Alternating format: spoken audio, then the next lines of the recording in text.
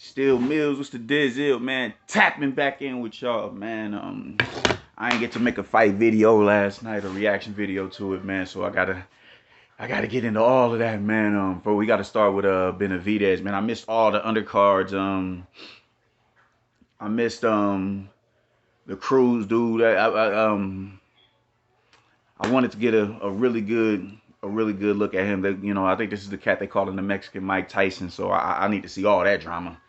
I need to see all that. But I got a nice little glimpse of him, but it wasn't the glimpse that I wanted. So I'm gonna have to go back and rewatch the fight, man. But I tuned in to I was gonna watch David Benevidez. I wasn't missing that fight for nothing. That was the most important fight for me. And just that dude,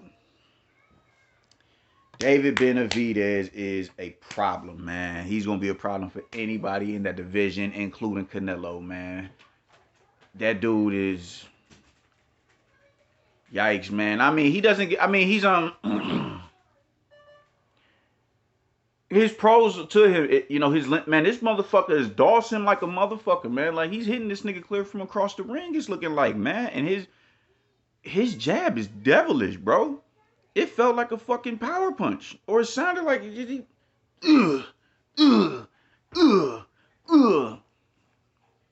like, bro, he was really putting that extra torque off that back foot on that jab. He was putting emphasis on that jab. I'm sitting here like that shit looks dreadful to be on the end of that.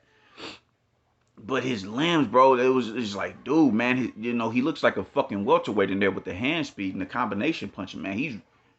He's incredible with that.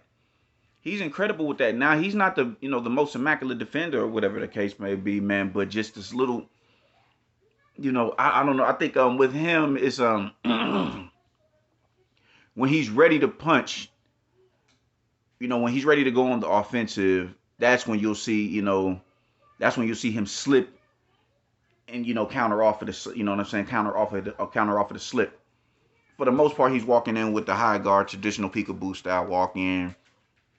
Take a few, laugh, smile at you like the jack-o'-lantern type motherfucker that he is. But, he's just, him playing mental mind games with you, putting the guard up, walking you down, letting you get your shots off. All right, whatever, and smiling at you and all that. But when he's ready to punch, he's slip, just, he's gonna slip that. He's gonna slip that. If you're not, you're gonna have to throw in combination at him, man, because. And keep him, with his guard up, because if one shot isn't gonna do it. Because when after you just any motherfucker for future references that's going in to fight this nigga, you're gonna have to keep your hand. You're gonna have to stay busy. You're gonna have to stay active, man. Because when he's ready to go on, you feel when he's ready to go on the offensive. So a jab isn't gonna keep him at bay, because he's gonna slip that jab and counter off of it. he's gonna punish you off of that one shot. That's one thing that I have noticed from him. When he's ready to go on the offensive, that's when he turns into not the defense. He's not a defensive wizard or nothing like that, but that's when his defense kind of amplifies when he's ready to go on the offensive. So I seen that is just his limbs, his limb. If David Benevidez learned to fight from off the back foot, I don't see how anybody would beat this dude. I just don't. I don't. This dude literally looks like he can hit you from fucking Texas to California. His length is that ridiculous at that division, man, and just his hand speed. He looked really sharp in there last night, man. He looked really sharp in there, real sharp. He's gonna be a handful for anybody to deal with, man, and just just yikes. Yikes. And for him to stop a dude who has never even been dropped. And salute to Ronald Ellis, man, because he gained a fan in me last night, man. I was watching like, bro, I just want to see the brother win. Not even win. Of course, I want to see the brother win and succeed, but just make it. Just make it through all 12. Or just get stopped on your feet. Don't even get dropped. I was really rooting for that dude because he came to fight. I gave him the first and the fifth round, man. He came to fight. He ain't come in there to lay down. Even when he was taking punishment on the rope. He just, it was like, I'm not about to get stopped. Fuck all that, man. I'm about to win this fight. He fought like he was trying to win the fight. David would punch and flourish. He'd answer him back. He'd respond. The difference was he wasn't countering. He wasn't countering, and that's what That's what worries me about David. You know what I'm saying? Because I mean, the thing, after David would get done with a combination, that's when he'd answer his combination. He didn't try and punch with David or nothing like that. He didn't try, he couldn't punch in between David's shots. It was none of that. He couldn't counter. He couldn't get his time. It was like he couldn't get his timing down. He couldn't get his timing down. I think he went in there trying to make it a dog fight because he was mad that news say he gonna, I'm gonna beat his ass. So, all right, cool. You gonna have to prove it. So he fought in that manner. You hit me, I'm gonna hit you back. I'm not gonna try and do no finesse shit. I'm gonna match your energy. You trying to tee off on me, I'm gonna tee off on you. And that's what it became, a tit for tat. But I just think David was a lot more accurate with his shots. A lot more accurate with his punch placement, man. Piercing his guard and everything. You know what I'm saying? Finding a little pocket behind the guard with the hooks. Man, and then the body shots. Like, he really started digging into that man's body. And that's what broke him down later on, because he was active. He was active throughout the whole fight, man. Ronald was active throughout the whole fight. He was active. He was active, man. He was moving around good. Really good lateral movement. He did pretty good head movement, pretty good upper body movement. And he was just punching a combination, man. I was like, man, I'm digging this warrior spirit that big homie got, man, because he ain't coming there to lay down. He ain't coming there to get outlined in chalk, man. He was in there to win the fight. And I dug that shit, man. But I just think after, when David just started throwing, them thudding body shots, man, golly, I think that's what really started taking the, of course, that's what started taking the air out of the tires. Just all that, just sitting there. I'm just sitting there like, oh my God. That's when I really started pulling for the brother, man. Just get through the fight. Just get through the fight, man. I don't know. Just dig deep and get through. But he ended up getting stopped. But he got stopped on his feet. And that's what I'm fucking with, man. I'm like, man, I fuck with this dude. That was a really good fight. It was a really entertaining fight, man. And, it goes to show how serious of a threat that David Benevidez is, man. I don't think he's unbeatable. I don't think he's unbeatable because he's gonna get a completely different look with the Canelo, even a Caleb Plant. He's gonna get a completely different look. When you're dealing with fleet-footed fighters who know how to counter. You dig? Like, homeboy wasn't as fleet-footed. And, Canelo isn't fleet-footed neither. But, his counter-punching is second to none at this point in time. And Caleb Plant is a cat who can, fight off the back foot with the fast hands. I don't think he has the pop. But he has the combination punching and the speed to really hinder him from doing what it is that he wants to do. But dude looked good in there last night, man. He looked really, really sharp in there. And he's looking like, man. I like what he said. Because he said, everybody keep talking about Canelo. Because he was one of them dudes who was really trying to gun Canelo down. Like, you know what? We got to earn it. We got to earn it. And I'm going to earn it. And he's going, he's really gunning for Charlo right now, man. I think it's a good fight. Yeah, I don't see how Charlo's. Different. I think it's a good fight. It's a good fight, man. It's a good fight. I don't think Charlo should move up and go up there, but I think there's other fighters at 168. They just gave a rundown of all the fighters. It's some. 168 is deep. 168 is deep, man. People keep talking greasy about John Ryder, man. John Ryder is nice. John Ryder is nice. That's a quality opponent. It's some stiff competition up there at 168. It's some stiff competition up there at 168 that I think he should really focus on. Don't worry about pulling up a Charlo. I think that's fucked up for Charlo. Why would he's not even getting acclimated to the division. The fuck? Oh. Nah, don't look for Charlo. Even though I wouldn't be mad at the fight. But nah, man. I don't think that's fair to Charlo. Let him at least get 1 or 2 fights up in the, comfortably in the division before you go gunning for him.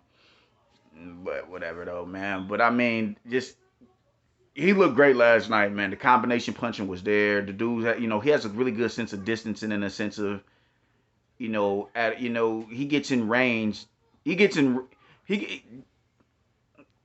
he has a good sense of distancing. He has a great sense of distancing when when he wants to start closing the gap because he doesn't use his natural advantages that a typical 6'2", 6'1" ass dude normally would. He's not pumping a jab off of the back foot and you know what I'm saying, setting traps with you off of the back foot with the jab. That's just not his game. He wants to be all up in your chest. He wants to be forehead to forehead with you. In his case, with a lot of these cats, chin to forehead because he's so much taller than all of them, man. But he wants to be in that. He wants to be at that distance. He wants to be. So his sense of distancing is good. It's really good. He uses it to the close distance as opposed to creating the distance. And sheesh, man, it's kind of like fuck, bro. Why don't you step back and pump the jab 2 and 3 times? But that's just not what he wants. And then he wants to get up there and bang. But one thing I did notice, just the line, the feet are flat. The feet are most definitely flat. The feet are flat, and it's not consistent head movement, man. It's not consistent head movement. But I mean, one thing we gotta realize is certain fighters aren't going to do certain things and it's going to work for them. You know what I'm saying? Like Canelo he's not fleet footed, but him not being fleet footed works for him. He's found a way to make it work. David Benevidez has found a way to make what it is that he does work. When he goes on the offensive, that eradicates all of the errors in his game.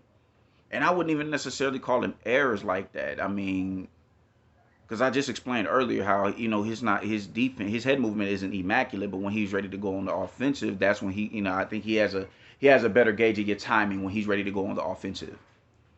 That's why I think he opens up so much. He'll walk in with that guard, that high guard, and see how fast, you know what I'm saying, you get the shots off, you know what I'm saying, getting your punch pattern down and all that. Just prototypical boxer shit, you know what I'm saying? When you walk in, all right, cool. Just it's instinct. You see when when the motherfucker's shoulder drop or you see it. It's just a boxer's instinct. So you're able to see and calculate when they're about to open up, and that's when that's when his defense comes into play. You know what I'm saying? That's when it does. But for someone who punches in combination and has the pop to make him respect them, that's where it could be problematic. That's where it could most definitely be problematic, man. But it's not the best head movement, and he's coming straight down the line. he's coming straight down the line. You know what I'm saying? He's not even with his jab. He's there in front of you with the jab. He's there in front, and it's bad enough that his arms are as long as they are, so he can punish you with that. But imagine if he spun you with the jab just slightly off the line to his left. That would cause so much more of a problem with that dude, man. But that's his game. It works for him. It is what it is, man. But I did notice that he comes straight down the line. He comes straight forward. It's not immaculate footwork, but like I said, it works for him. But I can't see somebody with good footwork, good, really good counter punching, giving that, make really bringing that glaring disadvantage to light and capitalizing off of it. I can see it. I can most definitely see it, man. But I gotta see it before I can say, yo, he ain't beating so and so. I mean, at this point in time, only person I think that's gonna beat him is Canelo. That would be the only person I think would beat him. I think I don't even. I'd like to see him and Billy Joe. I think him and Billy Joe would be a damn good fight. I think Billy Joe would be a damn good fight, man. People were really, really disregarding how nice Billy Joe is. Billy Joe is dope, man. Billy Joe is dope. I would like to see him and Billy Joe Saunders in there and mix it up, man. I would like to see him in there with all of them top dogs, but I would really want to see him with the elites because I think he's elite in the division, and I don't think he's gonna be in the division long. He's too big. He's too big. He can't. He has trouble making weight. I don't know. We gonna fuck around and see. I think he's gonna 75 to maybe even cruiserweight, maybe even heavyweight. He packs on a lot of pounds, man. So I want to see him in with the elites right now. I want to see him in with all the elites right now, all the top 10. I want to see him in there with them right now because he's not going to be in that division long, man. So shout out to David Benevidez. That was a really good, really dominant performance last night. And shout out to Ronald Ellis for that heart and that, you know, just that display of warrior shit that we look for in these fighters, man. I don't think, no, I want to see Ronald Ellis in there with the top dogs as well. Because if you can stay on your feet for 11 rounds with David Benevidez, you belong in there with everybody. You belong in it because not everybody's going to be able to give, you know, dish out what David Benevidez is. You ain't going to get combination punching with the power to, you know what I'm saying, to really, to back the combination punching. You're not going to get that with everybody else. Not everybody. I'm not going to say not everybody else. You're not going to get that with everybody. So I would like to see him in there with the top dogs. I think he earned it with that performance last night. Despite him losing and getting stopped, I think that he'd be a really good name to have on your resume. So salute to David Benevidez. Salute to Ronald Ellis. Congrats to David Benevidez on the fight. What's next? I'm looking forward to knowing, man. So I got to go watch all the fight interviews, the post-fight interviews and everything like that because I didn't get to see it last night. So I'm going to go look on YouTube and get everybody else's reactions and thoughts on the fights last night, man. So let me know what y'all think in the comment section if I'm on to something or if I'm burnt the fuck out, man. Peace.